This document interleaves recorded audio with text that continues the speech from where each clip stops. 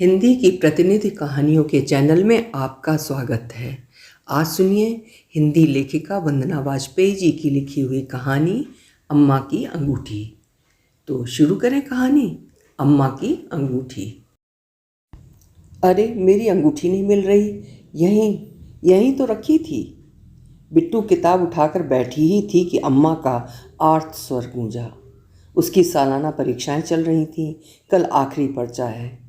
यूँ तो 3 दिन की छुट्टी थी, पर 2 दिन उसने खेल कूद के बर्बाद कर दिए थे। आखिरी पर्चे के बाद बहुत सी योजनाएं थीं जिनके बारे में सोच सोच कर मन इतना उत्साहित था कि किताब उठाने का मन ही नहीं किया। अब आज तो पढ़ना ही पड़ेगा, ये सोचकर अभी ही पढ़ने बैठी थी कि अम्मा की तेज होती आवाज़ों के साथ भैया जीजे के पैरों की खदपद खदपद की आवाज़ें आने लगीं। वो समझ गई कि घर भर में अंगूठी की ढूंढाई शुरू हो गई है। आवाज़ों से बचने के लिए वो कान में उंगली डालकर ज़ोर ज़ोर से रटने लगी। पानीपत का युद्ध सन। पर मन अकबर बाबर के इतिहास से दूर गोल गोल घूमता हुआ अंगूठी के इतिहास में खोने लगा। बचपन से कितनी बार सुन चुकी है मीनाक्षी उर्फ बिट्टू कि वो दीदी और दोनों भैया माँ की अंगूठी में जड़ा नगीना है। कोई हीरा है, कोई पन्ना, कोई मोती है, कोई माणिक। कितनी बार चारों भाई बहन इस बात पर लड़ चुके हैं कि हम में से कौन मोती है, कौन माणिक और कौन हीरा पन्ना। कहीं ना कहीं इसके पीछे भावना ये रही है कि अम्मा जिसे ज़्यादा महंगा रत्न बताएंगी वो अम्मा का ज़्यादा लाडला है। पर अम्मा हमेशा ये कहकर टाल देती कि जिस चिट्ठी में भगवान जी ने ये लिख कर दिया था वो तो कहीं खो गई और उन्हें याद तो है ही नहीं। फिर बड़े प्यार से कहती, देखो भगवान जी ने भी तो 2-2 अंगूठियाँ पहन रखी हैं, उसमें सूरज और चंदा के नगीने जड़े हैं। भला बताओ उन्हें कौन ज़्यादा प्यारा होगा। और सब इस बहस में उलझ जाते कि भगवान जी को सूरज ज़्यादा प्यारा है या चंदा। अम्मा केवल यही नहीं भूलती कि हम सब कौन कौन से नगीने हैं, वो अंगूठी रखकर भी बहुत भूलती थीं। उनकी आदत थी आटा मारते समय अपनी दोनों अंगूठियां उतार कर वहीं पास में रख देती और जल्दी जल्दी आटा मार रोटी बनाने के चक्कर में उन्हें वहीं रखकर छोड़ देती। कभी कपड़े धोते समय अंगूठी सरक न जाए ये सोचकर वहीं उतार कर पाटे पर रख लेती थीं। और जिस दिन गुसलखाने को साफ करती तो अंगूठियां उतार कर मंदिर में भगवान जी के लोटे में डाल आती। कभी दूसरा काम करते हुए वहाँ पहुँचती तो अंगूठी देखकर ध्यान आता, अरे ये तो यहीं छोड़ गई थी। फिर तो झट से पहन लेती। कितनी बार बाबूजी कह चुके थे कि अंगूठी यहाँ वहाँ ना छोड़ा करो, किसी दिन खो जाएंगी। पर अम्मा बाबूजी की बात पर हाँ में इतनी ज़ोर से सर हिलाकर कहती, बस आखिरी बार समझो, अब कभी नहीं मिलेंगी आपको हमारी अंगूठी इधर उधर। पर वही ढाक के 3 पात। कई बार रज्जो ताई ने भी समझाया, दुल्हन तुम अंगूठी ना पहना करो, कभी काम काज में किसी के घर जाओ तब पहन लिया करो। अम्मा फिर वही राग अलापती, अब की आखिरी बार समझो, अब तो ध्यान से उतरेगा ही नहीं, यही अंगुलियों में धंसी रहेंगी, मरेंगे तो काट के निकालनी पड़ेगी। पर पहनना भी तो जरूरी है, सुहागिन औरत के हाथ में अंगूठी ना हो तो भगवान भी पूजा स्वीकार नहीं करते हैं। ये एक ऐसा तर्क था जिसके आगे सब मौन हो जाते। वैसे अम्मा की अंगूठियाँ थी भी बहुत सुंदर, पुराने ज़माने के खालिस सोने की। अब तो 10-12 कैरेट में भी ऑफिस ज्वेलरी के नाम से अंगूठियाँ बन जाती हैं। तनिष्क, कैरेट लेन या कल्याण ज्वेलर्स सबने कम बजट की अंगूठियों की सीरीज़ लॉन्च करी हुई है। पर पहले तो 23 कैरेट के ही जेवर बनते थे, एकदम पीला चमकदार सोना। फिर दोनों थी भी बहुत भारी। उनमें से एक दादी ने अम्मा को मुंह दिखाई में दी थी। फूल पत्ती की काफ़ी नक्काशीदार डिज़ाइन, बीच में लाल रंग का छोटा सा माणिक जड़ा हुआ था और दूसरी नानी की अंतिम निशानी थी, उसमें बीच में मूंगा जड़ा हुआ था, पर यह गोल ना होकर हल्की सी आयताकार थी। एक कोना हल्का सा बढ़ा हुआ जो अक्सर माँ की साड़ी में फंस जाता और एक ना एक धागा खींच कर ही मानता। अम्मा कहती, ये पहले ऐसी नहीं थी, नानी भी सारी उम्र पहने रही, हल्की सी घिस गई है, इसलिए एक कोना बढ़ गया है, कभी सुनार के पास जाकर ठीक करा लेंगे। कितनी बार अम्मा शादी कामकाज में भेंट देने के लिए पहरावन में बुआ लोगों को अंगूठी पहनाने के लिए किसी आकस्मिक खर्चे पर कोई पुराना गहना बेचने के लिए सुनार के पास गईं, पर वो कोना ठीक नहीं कराया तो नहीं कराया। शायद अम्मा कराना ही नहीं चाहती थी। अब तो बिट्टू और जीजी के दुपट्टे के धागे भी उस अंगूठी की चपेट में आकर शहीद होने लगे थे। अम्मा कहा करती, ये एक एक अंगूठी अपनी बेटियों को दे देंगी, कभी कहती ये अंगूठी अपनी बहुओं को देंगी। दरअसल वो सुनिश्चित कर लेना चाहती थीं कि उनके बाद भी ये अंगूठियाँ उसी तरह से दुलारी जाएं जैसे वो दुलारती हैं। अम्मा का अंगूठी प्रेम घर में किसी से छुपा नहीं था। घंटों सेफ्टी पिन लेकर अंगूठियों की जालियों में फंसी गंदगी निकाला करती। कभी दांत साफ करने के पुराने ब्रश से उन्हीं कपड़ों के लिए खास तौर पर मंगाए गए ईजी से उसे रगड़ रगड़ कर साफ करती। हमेशा साफ करने के बाद लाल कपड़े में चुटकी भर सेंदूर लेकर उस पर रगड़ दिया करती। सोना एकदम चमक के निखर आता। एक बार बिट्टू ने अम्मा से पूछा था कि जब वो अंगूठियाँ उन्हें इतनी प्यारी हैं तो उन्हें इधर उधर धर के भूल क्यों जाती हैं। अम्मा ने बताया था कि वो तो हिफाजत के मारे उतार देती हैं, कहीं आटा ना भर जाए, कहीं सर्फ से ढीली पड़ के नाली में ना चली जाएं, या फिर गुसलखाने को सस्ते साबुन और तेजाब से साफ़ करते हुए उसकी चमक ना फीकी पड़ जाए। पर अम्मा अगर खो गई तो? उसके पूछते ही अम्मा ने उसके मुंह पर उंगली रखते हुए कहा, शुभ शुभ बोल रही बिट्टू, सोना खोना मतलब सुहाग खोना। अरे बिट्टू, तुम कुछ मदद करोगी या कान में उंगली डाल के अपना ये पहाड़ा ही रटती रहोगी? सुनाई नहीं दिया कि अम्मा की अंगूठी नहीं मिल रही है? जीजी की जोरदार आवाज़ उसे इतिहास से वर्तमान में ले आई। जीजी झाड़ू लिए खड़ी थी, पास में अम्मा आंखों में आंसू भरे खड़ी थी। उसे देखकर फूट पड़ी, हाय बिट्टू, अब की तो कहीं नहीं मिल रही, सब देख लिया, तुम भी तनिक मदद कर दो बिटिया। अम्मा की आंखों में आंसू बिट्टू से नहीं देखे गए। किताब छोड़ लपक के अम्मा के पास पहुंची। अम्मा के आंसू पोंछते हुए बोली, अम्मा तुम चिंता ना करो, अभी हम सब जने मिल के ढूंढ लेंगे। आकाश पाताल थोड़ी खोदना है, घर ही में तो होगी। हाँ ढूंढो ढूंढो, कहकर अम्मा भी ढूंढने लगी। अम्मा तुमने आटे की थाली के पास देखा? हाँ। कपड़ा धोने वाले पाटे पर? हाँ। भगवान जी की घंटियों के पानी में? हाँ हाँ, कहते हुए अम्मा ने अपनी धोती का पल्लू अपने मुंह पर धर के बड़ी सी सिसकी ली। अरे ओ मैडम, तुम्हें क्या लगता है ये सब जगह हम लोगों ने नहीं देखी होगी? सबसे पहले तो वही देखे थे। वकीलों की तरह जिरह करने में लगी हो, इससे तो तुम पानीपत के युद्ध में ही भली थी। जीजी ने हवा में झाड़ू जोर जोर से घुमाते हुए कहा। मौके की नज़ाकत को समझ बिट्टू ने पलंग खिसकाने में जीजी की मदद करी। पलंग के नीचे से काले काले रुई के फाहों जैसा ढेर सा कूड़ा निकला। आंखों में आशा की चमक बढ़ी। बिट्टू जल्दी से वो रुई के फाहे जैसा कूड़ा खंगालने लगी। गुम हुई छोटी पेंसिल, लूडो की गोटी, 2 सेफ्टी पिन, बिंदी का पत्ता, दिवाली में गायब हुई छुटकू की नेकर, जाने क्या क्या खजाना छिपा था उसके अंदर। सभी किलक किलक के अपना सामान उठाने लगे। अम्मा ने रसोई से एक एक बर्तन को हटाकर ढूंढते हुए वहीं से हुड़की दी, अरे अंगूठी खोजो, का खेल में लग गए तुम सब? बड़ी गोदरेज की अलमारी तो दोनों बच्चियों की हिलाई ना हिली। बड़े भैया बुलाए गए। बड़े भैया 10वीं में पढ़ रहे थे। उनमें सबसे ज़्यादा ताकत थी। मूँछों की रेख आ रही थी। बहनों और भाई पर उनका खूब रौब चलता था। अलबत्ता अभी भी पिताजी से पिट जाते थे। जब उनका रौब बढ़ जाता तो पिताजी से कह देंगी घुड़की काम आ जाती। खैर अभी तो बड़े भैया ने हाथों से ढकेल कर अलमारी खिसका ही दी। अलमारी खिसकी थी कि आफत आ गई। वहाँ 5 स्टार के खाली रैपर पड़े थे। ये किसने खाए हैं? प्रश्न गंभीर था, क्योंकि टॉफ़ी में टरकाए जाने वाले बच्चे चॉकलेट को तो दुकान में शीशे में कैद किसी सजावटी सामान की तरह देखते थे। बड़े भैया ने जीजी की चोटी घसीटते हुए कहा, ये तू खाती है? अम्मा तुझको ज़्यादा पैसा देती हैं क्या? हमको तो नहीं देती पैसा, हम तो इतने बड़े हैं तब भी दुकान में देख देख कर तरस जाते हैं। चोटी खींचने के कारण जीजी रोने लगी। बिट्टू बड़े भैया की पीठ पर पूरी ताकत भर मुक्के मारने लगी। जीजी को छोड़ो, जीजी को छोड़ो। बड़े भैया जीजी को छोड़ बिट्टू की ओर मुड़े और कलाई पकड़ के मोड़ दी। तुमने खाई है क्या? नहीं, हमने नहीं खाई, पर जीजी ने भी नहीं खाई। भैया की मार से जीजी को बचाने के लिए अक्सर वो बड़े भैया से उलझ पड़ती। तीनों में गुत्थम गुत्था शुरू हो गई। अम्मा रसोई से दौड़ी आईं, फिर पल्लू नाक और मुंह के बीच में रखकर जोर से सूख गईं। एक तो हमारी अंगूठी खो गई और ये नासपीटे कलेश करने में लगे हैं। शाम को बाबूजी आएंगे तो हमें घर से ही निकाल देंगे। कितनी बार कहा है उन्होंने कि अंगूठी मत उतारा करो या फिर ध्यान से उठा लिया करो, पर हमारे ही भेजे में कुछ घुसता नहीं, रख के भूल जाते हैं। अम्मा ने अपने सर पर हल्की सी चपत मारते हुए कहा। फिर अपनी ही पैरवी करती हुई बोली, क्या करें, चार चार बच्चा दिन भर धमा चौकड़ी करते रहते हैं, इतना काम है कि दिमाग से ही उतर जाता है।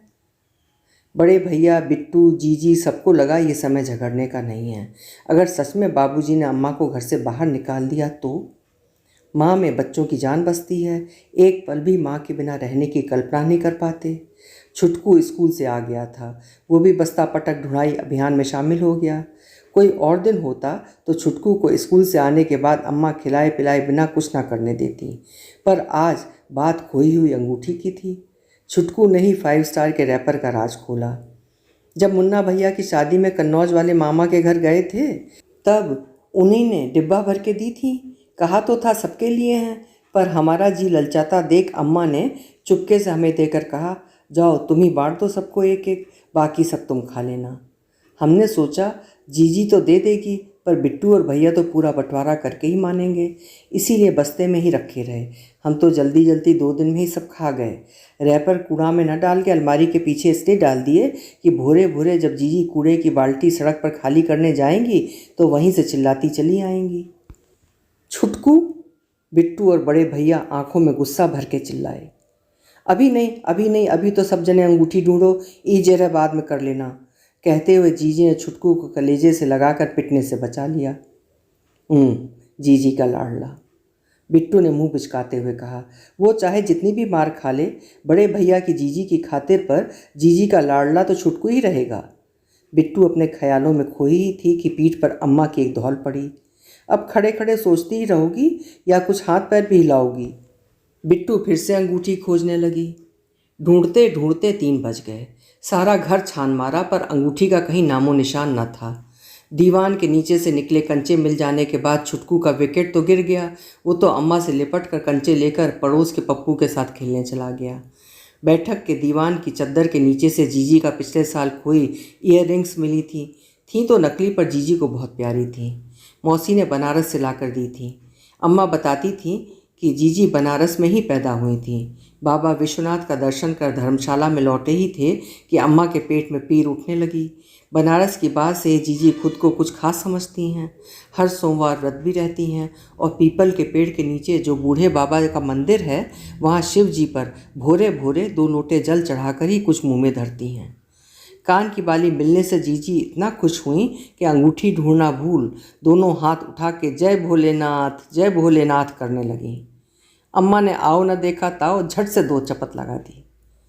अम्मा, हमें काहे मारती हो, सुबह से ढूंढ तो रहे हैं, कमर दुख गई है झाड़ू लगाते लगाते, खुद ही घुमा दी हो और मदद करने वाले को पीटती हो। अम्मा धोती समेट वहीं पसर के बैठ गईं और विलाप करने लगी। 3 बज गए हैं, 5 बजे तो बाबूजी भी आ जाएंगे। हाय, अंगूठी नहीं मिली तो हमारा तो मरना तय। अम्मा के विलाप ने असर किया। बिट्टू अम्मा के लिए दौड़ के पानी ले आई। अम्मा का हाथ सहलाते हुए ये कहने लगी, रो मत अम्मा, मिल जाएगी, ढूंढ तो रहे हैं। जीजी बिजली की फुर्ती से उठी और कूड़े में हाथ डाल डाल कर देखने लगी। सारा हाथ गंधा गया। सोमवार के व्रत के दिन हम लोग उसे बिना नहाए छू दें तो शिवजी का सारा कोप हम पर उतार देती, पर आज कूड़े की छीछा लेदर करने से कोई परहेज नहीं था। जैसे आज भोले बाबा ने गंदा साफ सबसे आंखें मूंद रखी हों। सवाल अम्मा की अंगूठी का जो था। अम्मा रसोई की नाली में तार डालकर मुआयना करने लगी। इसी में चली गई होगी। बीच बीच में नल खोलकर थोड़ा पानी बहाती, फिर देखती कुछ हिला तो नहीं। तभी दिमाग में कुछ कौंधा, अरे बिट्टू, आज सुबह बाहर कूड़ा किसने फेंका था? हम ही ने फेंका था अम्मा, बिट्टू मेज से नीचे निकलती हुई बोली। क्या ज़रूरत है भोरे भोरे कूड़ा फेंकने की? अम्मा तार छोड़ लकड़ी का फट्टा ले सड़क पर जाकर कूड़ा खकोरने लगी। बगल वाली ताई पूछने लगी, क्या हुआ दुल्हन, कुछ खो गया का? कुछ नहीं, बड़के का पेन नहीं मिल रहा है, कहकर लजा के अंदर चली आईं। वह अंगूठी की बात बताकर खुद पर लापरवाही का इल्ज़ाम नहीं लेना चाहती थी। 5 बजते बजते सारा घर अस्त व्यस्त हो गया और सारे खिलाड़ी पस्त। अब बाबूजी के सामने आत्मसमर्पण करने के सिवा कोई चारा नहीं था। बाबूजी ने घर में प्रवेश किया, एक नज़र चारों ओर दौड़ाई और आगे बढ़ लिए। बच्चे अवाक रह गए। बाबूजी तो एक चम्मच भी इधर से उधर हो जाए तो गुर्राने लगते हैं। सबकी लाइन हाजिर की जाती है। चारों भाई बहनों ने दिन भर चाहे जितनी हुड़दंग मचाई हो, पर बिट्टू और जीजी 5 बजने से पहले पहले घर साफ कर ही देते हैं।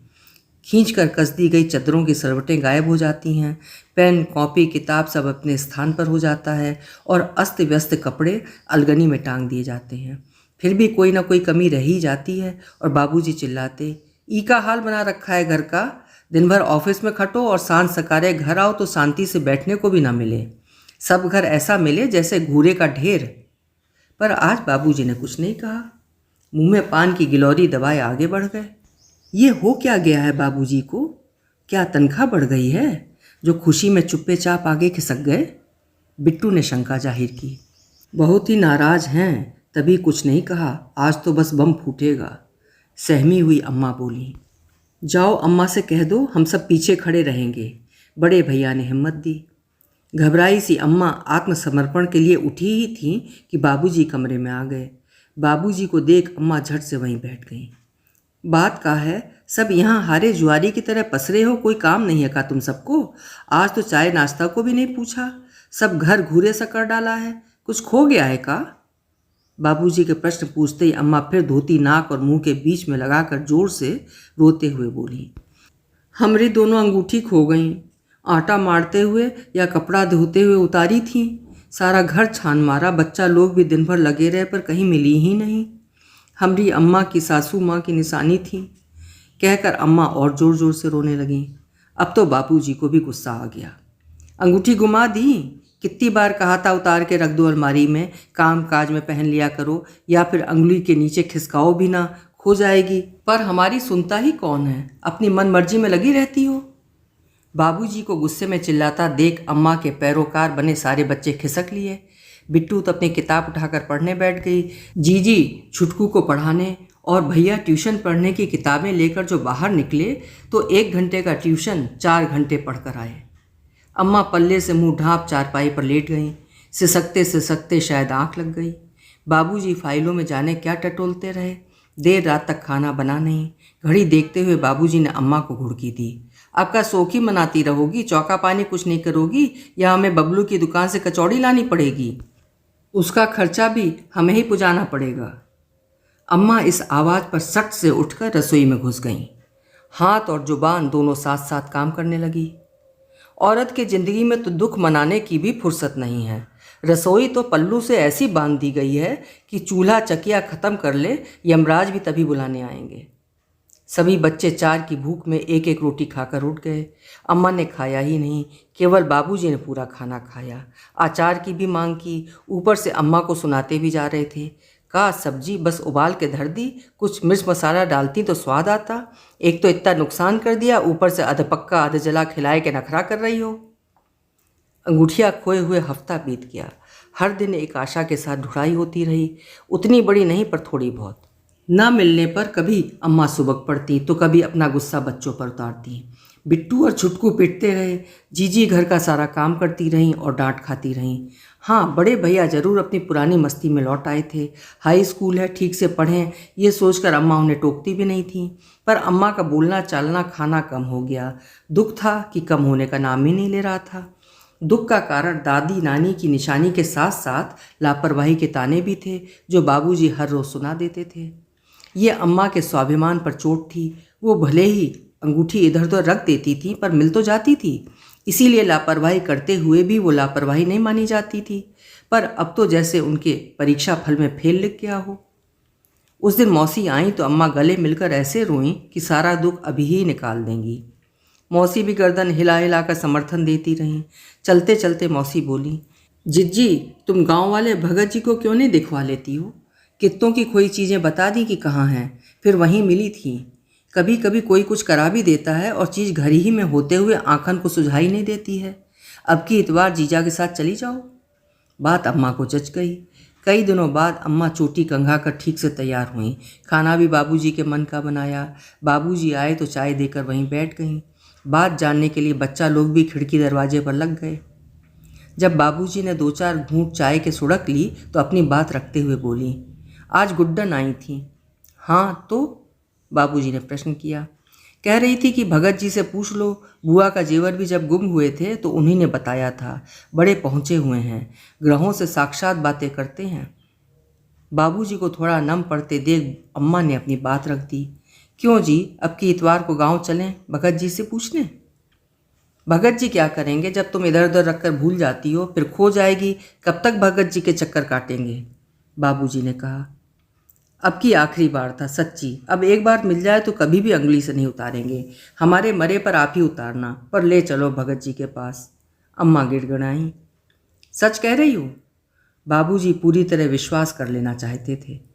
सच्ची 16 आना सच्ची, अम्मा अपने टेटुए 2 उंगलियों से खींचते हुए बोली। वादा? पक्का वादा, बिल्कुल पक्का। तो ये लो भगत जी यहीं आ गए, कहते हुए बाबूजी ने अंगूठियां जेब से निकालकर अपनी फैली हुई हथेली पर रख दी। अम्मा विस्फारित आंखों से अंगूठियां देखने लगी। अरे ये कैसे? बस भगत जी ले आए, अब संभाल कर रखना, बाबूजी ने हंसते हुए कहा। हे भगवान, अम्मा माथे पर हथेली मारते हुए बोली। तो आपने छुपा रखी थी और हम लोग ढूंढते रहे, तनिक दया भी नहीं आई आपको? तुम्हारी लापरवाही का सबक सिखाना जरूरी हो गया था। उस दिन तुम अंगूठी उतार पाटे पर रखकर भूल गईं। हम दाढ़ी बनाने आंगन में गए, बैठने के लिए पाटा खींचा कि अंगूठी जमीन पर। वहां से नाली में भी बह सकती थी, कौआ चोंच में भी ले जा सकता था। रानी के नौलखा हार वाली कहानी नहीं सुनी का? बस तभी ख्याल आया कि तुम्हें सबक सिखाना जरूरी है, बाबूजी कहते हुए हंसते जा रहे थे। हे भगवान, इतना रुलवा दिया? अम्मा भी हंस दी। अब तो याद रहेगा ना कि अंगूठी इधर उधर उतार कर नहीं रखनी है, बाबूजी ने चुटकी ली। अरे याद, अब तो 7 जन्म नहीं भूलेंगे। तौबा तौबा, अम्मा कान पर हाथ रखकर बोली। हम बच्चों ने भी चैन की सांस ली। कई दिनों बाद घर में फिर हुड़दंग का साम्राज्य था। किताबें बिखरने लगीं, तकिए एक दूसरे पर फेंके जाने लगे, टीवी का वॉल्यूम तेज था और छुटकू नाचने में व्यस्त था। थोड़ी देर में बिट्टू खाना मांगने रसोई में गई। अम्मा आटा मार रही थीं, अंगूठियाँ उतार कर हमें लोटे के पास रखी थीं। अरे अम्मा, फिर अंगूठी उतार दी, बिट्टू चीखी। धीरे बोल रही बिट्टू, अभी बाबूजी आ जाएंगे। आटा भर जाता है इनकी जालियों में, कितनी मेहनत करनी पड़ती है साफ करने में। अब याद रहेगा हमको, हम कोई भुलक्कड़ थोड़े ही हैं, इतने साल से कहीं खोई? वो तो बाबूजी ने छुपा ली थी, वरना काहे खोती? कहकर अम्मा फिर पूरी तल्लीनता के साथ आटा मारने लगी। अभी आप सुन रहे थे वंदना वाजपेयी जी की लिखी हुई एक बेहद मज़ेदार कहानी, अम्मा की अंगूठी। आशा है कहानी आपको भी पसंद आई होगी। कल मिलेंगे फिर किसी उम्दा कहानी के साथ। आपका समय शुभ हो।